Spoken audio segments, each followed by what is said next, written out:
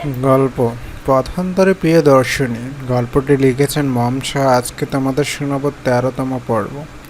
ঝিরি ঝিরি বৃষ্টির জন্য দর্শিনীর শরীর প্রায় খানিকটা ভিজে গেছে। সে প্রাণপণে দৌড়িয়ে তাদের মাঠে হাজির হয়। তার পিছু পিছে টিনা, নিধি, নিপা সবাই হাজির হয়েছে। মাঠের মাঝামাঝি তখন দাঁড়িয়ে আছে অনেকে।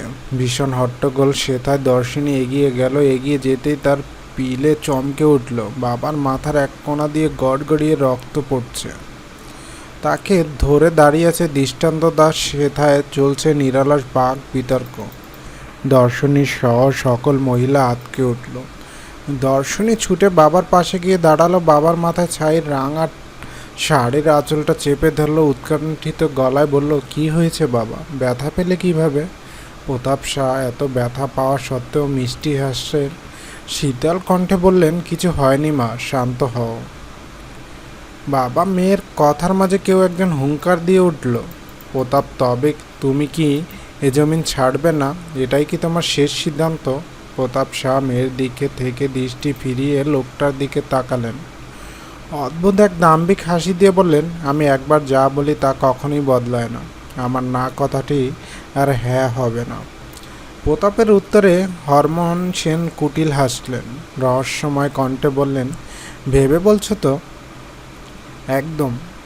প্রতাপের দ্বিধাহীন উত্তরে হরমোনের হাসি প্রশস্ত হলো। সে এবার দর্শনের দিকে অযাচিত দৃষ্টি নিবন্ধন করল। কাজের ছেলেটা থেকে হুকা নিয়ে সেটাই কয়েকটা টান দিয়ে ধোঁয়া ছাড়ল। অতবার পাঞ্জাবির হাতা ঠিক করতে করতে দর্শনের উদ্দেশ্যে বলল, দেখছেন তো মা, আপনার বাবা বড্ড অবুঝ সাজছে। সে বুঝেও বুঝছে না আমাকে রাগালে তার পরিণতি কিন্তু খারাপ হতে পারে। দর্শনী এতক্ষণ চুপ থাকলেও এখন আর চুপ থাকতে পারল না। কণ্ঠে তার উত্তাপ তেজ নিয়ে বলল, ছোটবেলা থেকেই তো দেখে আসছি এ জমি আমার বাবার। হুট করে আপনি চাইলেই তো আমার বাবার স্বাদের জমি আপনাকে দিয়ে দেবে না, তাই না? এছাড়াও শুনেছি এ জমিতে নাকি আপনি তামাক চাষ করবেন। যেখানে তামাক ক্ষতিকর জিনিস, আমার বাবা তার জমিকে সন্তানের মতো মানে। সেই সন্তানের এমন নিকষ কালো ব্যবহার তো সে হতে দিবে না, আর না আমরা মেনে নেব। এই অবমাননামূলক এতক্ষণ আপনি দৃষ্টান্তদার বাবা দেখে সম্মান করেছি, কিন্তু আপনি আপনার সম্মান রক্ষা করতে অক্ষম জেঠমশাই। দুঃখের সাথে বলছি যে এ জমির আশা আপনি ছেড়ে দেন। দার্শনিক কথার ধরনে হরমোহনের বিশ্রী প্রশস্ত হাসিখানা দমে এলো। মুখে ভর করল অদ্ভুত হিংস্রতা। কণ্ঠস্বরে কাঠিন্যতা এনে সে হুমকির স্বরে বলল, আমিও দেখি তোমরা কিভাবে আটকাও। বলল না, বড় মাপের দিতে হয়ে দেখো। হুমকি দিচ্ছেন? আপনার হুমকিতে কিছু যায় আসে না। আপনার ছেলে হয়েই আমি ওদের পক্ষে আছি। আমিও দেখি আপনি কি করতে পারেন। আসলে আপনার ছেলে হিসাবে নিজেকে পরিচয় করা তো আমার ঘৃণা লাগে। এই আপনার জন্য আমি দেশ ছেড়েছিলাম। আপনি একটা জঘন্য লোক। দৃষ্টান্তের কথায় কোনো রকমের প্রতিবাদ করল না লোকটা, বরং বেশ সরল কণ্ঠে বলল, বাড়িতে এসো তুমি। অন্যের ঝামেলা নিজেকে জড়িও না। তুমি আমাকে বাবা হিসেবে না মানলেও আমি তোমাকে ছেলে হিসাবে মানি। গ্রামে এসে অন্য জায়গায় থাকছো, সেটা দৃষ্টিকটু লাগে। দৃষ্টান্ত ঘৃণ্যের দৃষ্টিতে বাবার দিকে তাকালো। হরমোহন তার দলবল নিয়ে মাঠ ছাড়ল। ততক্ষণে সন্ধ্যা নেমেছে পরিবেশে, সাথে ধীরে ধীরে বাড়ছে বৃষ্টির প্রকোপ। হরমোহন চলে যেতে দৃষ্টান্ত মাথা নিচু করে প্রতাপ শাহর দিকে তাকিয়ে লজ্জিত কণ্ঠে বলল, আমাকে ক্ষমা করবেন কাকা। বাবা ধীরে ধীরে পিচাস রূপান্তরিত হচ্ছে। আপনারা চাইলে মানহানির মামলা করতে পারেন। দৃষ্টান্তের কথায় প্রতাপ শাহ হাসলেন। ছেলেটার বাহুতে ছোট একটা চট দিয়ে বললেন, ছোট্ট একটা ব্যাপারে মানহানির মামলা করার দরকার নেই। আর তাছাড়া তোমারও লজ্জিত হওয়ার কিছু নেই। আমরা তোমাকে আমাদের ছেলে হিসাবেই দেখি। এবার চলো আমাদের বাড়ি। আমার কপালটা তো ব্যান্ডেজ করতে হবে। বরাবরের মতো প্রতাপ শাহর আচরণে মুগ্ধ হলো দৃষ্টান্ত। মাথা ঝাঁকিয়ে সায় দিল বাড়ি যাওয়ার প্রস্তাবে। দর্শনী তিন্নার দৃষ্টান্ত প্রতাপ শাহকে আগলে ধরল। তার পিছে পিছে আসলো তার দুই ছেলে আর ছেলের বউ। নিস্তব্ধ ড্রয়িং রুমের মানুষগুলোর মাঝে বিধ্বস্ত অবস্থা। মায়া বিহঙ্গিনীর চিঠিটা খুলে পড়া শুরু করলো। অপ্রিয় পরিবার, তোমরা যখন আমার বিষাক্ত শব্দগুচ্ছ দিয়ে সাজানো পত্রখানা পাবে তখন আমি তোমাদের কাছ থেকে অনেক দূরে চলে গেছি, একদম ধরাছোঁয়ার বাইরে। চিঠির শুরুতে নিজের পরিবারকে অপ্রিয় বলতে আমার হাত কেঁপেছিল, কিন্তু হৃদয় কাঁপেনি একবারও। তোমাদের আচরণ ধীরে ধীরে আমাকে অতিষ্ঠ করে তুলছিল, তাই চলে যাচ্ছি বহুদূর। আর ফিরে দেখব না তোমাদের। নেই কোনো পিছুটান। আমার বৌদির সাথে তোমরা যা করেছো তাই যথেষ্ট ছিল আমার ঘৃণা কুড়াতে।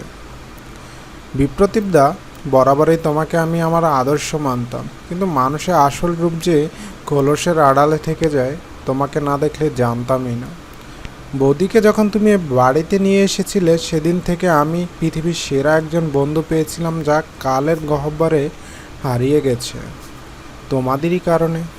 তুমুল স্বপ্ন চোখে নিয়ে যে মেয়েটা তোমাদের বাড়িতে পা দিয়েছিল, রংহীন জীবন নিয়ে সে মেয়েটা তোমাদের বাড়ি ছেড়েছে। দুজনেই মেডিকেলের একই ইয়ারের স্টুডেন্ট ছিলাম। আমি ঘরের মেয়ে বলে আমাকে পড়াশোনা করিয়ে ডাক্তার বানানোর পর্যায়ে এনে দিয়েছ, আর ও পরের মেয়ে বলে পায়ে চেপে হত্যা করেছ ওর স্বপ্ন। মেয়েটা অভিযোগও করেনি, সকাল বিকাল খেটে গিয়েছে অক্লান্ত কেবল তোমাদের ভালোবাসা পাওয়ার জন্য। কিন্তু অভাগিনীর কি আর সেই কপাল আছে? তুমি যেদিন নতুন বউ নিয়ে ঘরে ঢুকলে সেদিন প্রথম মেয়েটা অভিযোগের ঝুলি খুলে বসেছিল, ঢেলে দিয়েছিল তার সকল ব্যথা। আমি সহ্য করতে পারছিলাম না মেয়েটার এমন বিধ্বস্ত অবস্থা। এরপর আর তার চোখে চোখ মেলাতে পারিনি। প্রিয় বান্ধবীর করুণ দশা দেখে গেছি দূর হতে। সে তো পরের মেয়ে, তোমরা হলে ঘরের লোক, কী বা আর করতে পারি। আর মা, তোমাকে সত্যি আমার কিছু বলার নেই। আমার চোখে সবচেয়ে ঘৃণ্য মানুষ তুমি। একমাত্র তোমার কারণে আমাদের হাসি খুশি পরিবার মুচড়ে গেছে। শুধু তোমার অহেতুক দম্ভের কারণে ঝলসে গেছে কতগুলো মানুষের সুখ। খুব নতুন বউয়ের প্রয়োজন ছিল তোমার, তাই না? এসেছে তো নতুন বউ। আমি প্রার্থনা করি তোমার প্রতিটা সময় তুমি গুমড়ে গুমড়ে শেষ হও। প্রিয় বাবা, ক্ষমা করো আমায়। এই সব কিছুর মাঝে তোমার কোনো দোষ ছিল না। আদৌ কি তুমি একেবারেই নির্দোষ বাবা? অন্যায় যে করে আর অন্যায় যে সহ্য করে তারা সমান দোষী। তাই তুমি, আমিও দোষী। তাও তো আমি প্রতিবাদ করেছিলাম, কিন্তু তুমি চুপ থাকতে সদা। মেয়েটাকে তো এত ভালোবাসতে, একটু পাশে দাঁড়াতে পারলে না? তোমার একটা বুলি হয়তো বদলে দিতে পারতো সবটা, তবুও আমি যেতে যেতে তোমায় দোষী করলাম বলে মনে খারাপ করো না। তোমার সবচেয়ে বড় দোষ তুমি অন্যায়ের প্রতিবাদ করতে জানো না। অতঃপর মায়া, তোমাকে দেখলাম আর কতদিনই বা হলো। তুমি এভাবে না আসলে হয়তো পারতে। যাই হোক, তুমি না এলে আমার গুণধর ভাই হয়তো অন্য কাউকে আনতো। তাই সম্পূর্ণ দোষ তোমাকে দেওয়া যায় না। কেবল এতটুকু বলবো, আমার বাবাটাকে দেখে রেখো। আর কার কি করবে সেটা তোমার ব্যাপার। তোমার সংসার তুমি সামলে রেখো। ইতি বিহঙ্গিনী। প্রতিটা সদস্য মাথা নিচু করে সবটা নীরবে শুনল। মোহনা আফসোস করতে করতে বলল, আমার মেয়েটাকে ওই মুখ পুরিই খেয়েছে। নিশ্চয়ই ও ওই কুমন্ত্রণা দিয়ে গিয়েছিল। না হয় আমার সাদা সিধে মেয়ে এমন করে। মায়া চিঠিটা বাজ করছিল। শাশুড়ির কথা শুনে ভুরু কুঁচকে যায়। তার তীক্ষ্ণ কণ্ঠে বলে, মানুষটা তো এখন আর আপনাদের সাথে থাকে না, তবু আপনারা ভালো হলেন। তাকেই এসবের মাঝে টানতে হবে কেন? একটু তো মানুষ হন। মোহনা ফুঁসে উঠল। আর তো সয় না মেয়ের পটর পটর কথা। মোহনা উঠে দাঁড়িয়ে দাঁত কিরমির করে যখন মায়ের গালে চড় দিতে যাবে তখনই তার হাত ধরে ফেলে নিলয় কুমার, মানে তার স্বামী। মায়া হঠাৎ আক্রমণে চোখ মুখ খিচে বন্ধ করে ফেলে। মোহনার স্বামীর এমন আচরণে হা হয়ে যায়। অবাক কণ্ঠে দাঁত কিরমির করে বলে, হাত ছাড়ো আমার। তোমার সাহস কী করে হয় আমার হাত ধরার? হাত ছাড়ো। মহিলা আর কিছু উচ্চারণ করতে পারে না, তার আগেই সবটে চট পড়ে তার গালে। বিপ্রতীপ, মায়া, এমনকি মোহনাও স্তব্ধ, বিস্ফোরিত নয়নে তাকিয়ে রইল। নিলয় কুমার হাত মুট করে তাচ্ছিল এসে বলল, এই চটটা কিছুদিন আগে মারলে আমার প্রিয় দর্শনী থেকে যেত শেষ অবধি। নিলয় কুমারের এমন বদলে সবাই অবাক, বিস্মিত। মায়া কেবল হাসল। এই তো বদল শুরু। বাইরে তুমুল বর্ষণ, কদম কেয়া হয়তো ভিজে সিক্ত বর্ষণের ছোঁয়ায়। দর্শনীদের বাড়িতে বিরাট রান্নাবান্নার আয়োজন, খিচুড়ি চড়েছে চুলায়, আবহাওয়া নির্ভর খাবার তৈরি হচ্ছে আজ। বসার রুমটাতে প্রতাপ শাহ, তার দুই ছেলে, স্ত্রী নিপার বাবা মা, বোন, মৃত্যুঞ্জয়, দৃষ্টান্ত, তিন্না বসে আলাপ আলোচনা করছে বিকেলের ঘটনায় আলোচনার মূল বিষয়। রান্নাঘরে নিধি আর দর্শনী রান্নার বন্দোবস্ত করছে। রাত হয়েছে, সাথে বিদ্যুৎ নেই, হারিকেনের আলোয় সারছে সব কাজ। বৃষ্টি পড়লে গ্রাম অঞ্চলে বিদ্যুৎ থাকবে না, এটাই যেন নির্ধারিত। দৃষ্টি আর নিপার বোনের ছেলে আরেক জায়গায় বসে খেলছে। যে যার আলোচনা যেন তুমুল ব্যস্ত। রান্না বান্না শেষ হতে দর্শনী বসার ঘরে সবাইকে খাবার বেড়ে দিচ্ছে। আলোচনার এক পর্যায়ে দর্শনীর মা বলে উঠল, কি লাভ হতো ঝামেলা করে, জমিটা দিয়ে দাও ওদেরকে, পরে যদি কোনো ক্ষতি করে। শাশুড়ির কথায় সায় জানালো নিধি। সেও শ্বশুরকে উদ্দেশ্য করে বলল, হ্যাঁ বাবা, শান্তিতে সবটা মিটমাট করে নেন না, পরে যদি কিছু করে। দর্শনী রান্নাঘর থেকে মাংসের বাটিটা নিয়ে মাত্র ঘরে এসেছে। বড় বৌদির কথাতে সে প্রতিবাদ করে বলে উঠল, না বৌদি, কেন দিবে বাবা জমি? এটা আমাদের জমি, বাবার কত শখের জমি, এত সহজে তো দেয়া হবে না। দর্শনীর মা দর্শনীকে ধমক দিয়ে উঠল, চুপ কর, এত কথা তোকে কেউ জিজ্ঞেস করছে নাকি? চিনিস না হরমোহন দাদাকে? উনি অনেক ভয়ঙ্কর। দর্শনী তো কোনো ভুল বলেনি, এ জমি আমি দিব না সরলা। প্রতাপ শাহ গম্ভীর কণ্ঠে ভেসে এলো। এরপর পিনপদ নীরবতায় ছেয়ে গেল রুম। মৃত্যুঞ্জয় নীরবতা ঠেলে বলে উঠল, আপনারা কিছু ভাববেন না, দৃষ্টান্ত আর আমি আপনাদের সাথে আছি, কে কি করবে আমরা দেখব। মৃত্যুঞ্জয়ের কথায় আশ্বাস পেল সবাই। দর্শনী মাংসের বাটিটা নিয়ে আবার রান্নাঘরের দিকে অগ্রসর হলো। কিছুক্ষণ পরে উঠোনে কারো পরে যাওয়ার শব্দ হলো। আটকে উঠল সবাই। তন্মধ্যে দৃষ্টান্ত খাবার রেখে ছুটে লাগালো উঠোনের দিকে। তার ভয়ে হাত পা কাঁপছে। মেয়েটা এই অবস্থায় পড়ে গেল না তো? 4 মাসের বেশি চলছে। এমন অবস্থায় এই বিপদ তো সর্বনাশ ডেকে আনবে।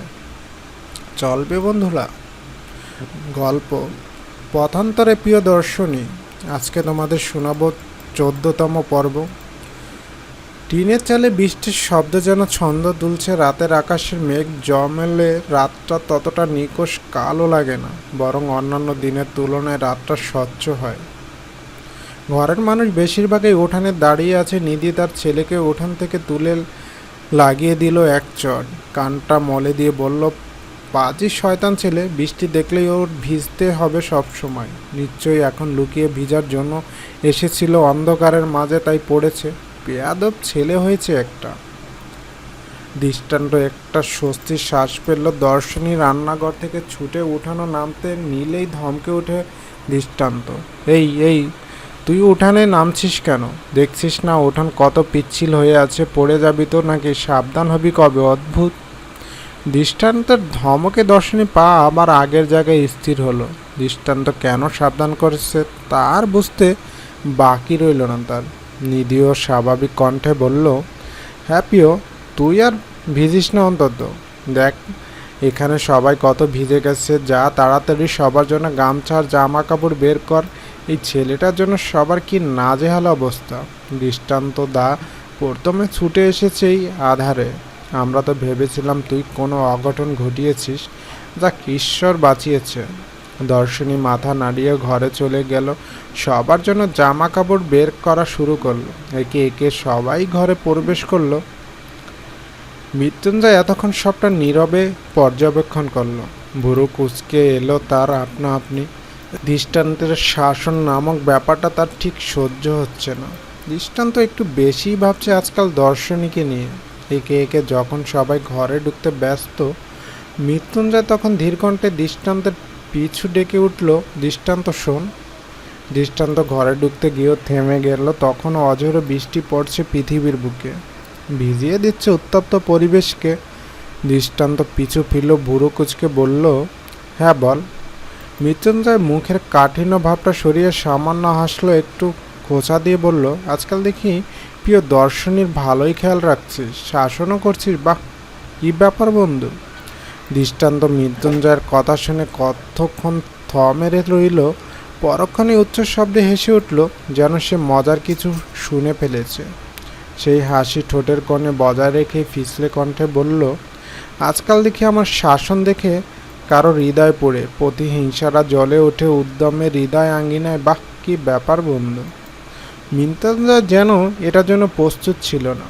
খানিকটা থতমত খেয়ে যায়, নিজের বিব্রত পরিস্থিতি আড়াল করতে বলে ওঠে, কি বলছিস এসব? তুমি যা বুঝেছ ভাই। দৃষ্টান্তের দুষ্টামি মাখা কণ্ঠে হেসে ফেলে মৃত্যুঞ্জয়। যাক, তার বন্ধু যেহেতু তার মনের পরিস্থিতি বুঝে গেছে, তবে আর ভয় নেই, আর দ্বিধা নেই। প্রকৃতির সাথে শীতল হলো মানবের বক্ষ পিঞ্জিরা। যাক, এবার অন্তত মানবিতার দৃষ্টান্ত। কতক্ষণ পর হাসি থামালো, কিছু একটা ভেবে অদ্ভুত কণ্ঠে বলল, মেয়েটাকে আগলে রাখবি তো সবসময়? আমার উপর তোর ভরসা নেই। তোর উপর ভরসা আছে, কিন্তু দর্শনীর ভাগ্যের উপর আমার ভরসা নেই। দৃষ্টান্তের কণ্ঠে কথায় কিছু একটা ছিল না, যা নাড়িয়ে দিল মৃত্যুঞ্জয়কে। সে ভেবে ভেবে অবাক হলো, দৃষ্টান্ত এতটা গভীর কথা কেন বলল। ততক্ষণে ভিতর থেকে তাদের ডাক এলো। দুজন নিজেদের ভাবনা বাদ দিয়ে ছুটে গেল ঘরের দিকে। তারা হয়তো দক্ষিণ দিকে জানলার দিকে তাকালে দেখতে পেত কেউ একজন তাদের কথা শুনছে অতি গোপনে নীরবে। নিপা দৃষ্টের মাথাটা ভালো করে মুছে দিচ্ছে। সবার সাথে তেমন ভাব ভালোবাসা না থাকলেও দৃষ্টকে নিপা অনেক বেশি আদর করে। কারণ একটাই, বিয়ের এতগুলো বছর পরও তার কোল খালি। একটু মা ডাক শোনার হাহাকার তার হৃদয় জ্বলছে অনবরত। তাই সে ধৃষ্টকে নিজের সন্তানের মতনই আদর করে। তন্মধ্যে সকলের খাবার শেষ হলো, এখন কেবল নিধি আর দর্শনী বাকি আছে। নিধি রান্নাঘরের থেকে নিজেদের খাবারটা এনে সাজিয়ে রাখলো, নিজের ছেলের পানে তাকিয়ে ধমকের স্বরে বলল, ওকে এত শোয়াক করার দরকার নেই নিপা, আদরে আদরে বাদর তৈরি হচ্ছে। মায়ের ধমকে দৃষ্ট নিপার গলা জড়িয়ে ধরল। নিপা আহ্লাদি স্বরে বলল, দিদি, বাচ্চা মানুষ একটু তো দুষ্টামি করবেই, তার জন্য তুমি ওকে এত বকবে না তো, আমার ভালো লাগে না। এই তুই আহ্লাদ দিয়ে ওকে এমন বানাচ্ছিস, একদম আহ্লাদ দিবি না, একটু তো শাসন করিস। যার কোল খালি তার শিশুদের প্রতি আহ্লাদ ছাড়া আর কিছু আসবে না দিদি। তুমি তো মা ডাক শুনতে পেরেছ, কিন্তু আমি পাইনি। আমি জানি কতটা তৃষ্ণা আমার হৃদয়ে, কতটা হাহাকার। তোমার অনেক ভালো, তাই হয়তো দর্শনী মতো আমার দশা হয়নি। না হয় আমার ভাগ্য তো সেই একই পথে। সে আমি যতই দর্শনীকে কথা শোনাই। পুরো ঘরময় পিনপতন নিরাপত্তার নিপার মতন শক্ত মেয়ের চোখে অশ্রুকণা টলমল করছে। প্রতাপ শাহ নিজের আরাম কেদারায় থেকে উঠে আসলেন। পুত্রবধূর মাথায় আদরে হাত বুলিয়ে বলে, মা, আফসোস রেখো না জীবনের প্রতি। সে তোমাকে যা দিয়েছে তাতেই সন্তুষ্ট থেকো। আর রইল সন্তানের কথা, অনেক দম্পতি সন্তান জন্ম না দিয়েও সন্তান পায়। তোমরা দত্তক নিতে পারো, আমাদের কোনো আপত্তি নেই। তোমাদের খুশিতেও আমরা খুশি। এতে একটা অনাথ বাচ্চা বাবা মা পাবে, আর তোমরা সন্তান। হ্যাঁ ছোট বউ, তোমরা চাইলে সন্তান দত্তক নিতে পারো। অনাথ আশ্রমে কত অসহায় শিশুরা আছে, তাদের মাঝে একজনের ছাদ হও তোমরা।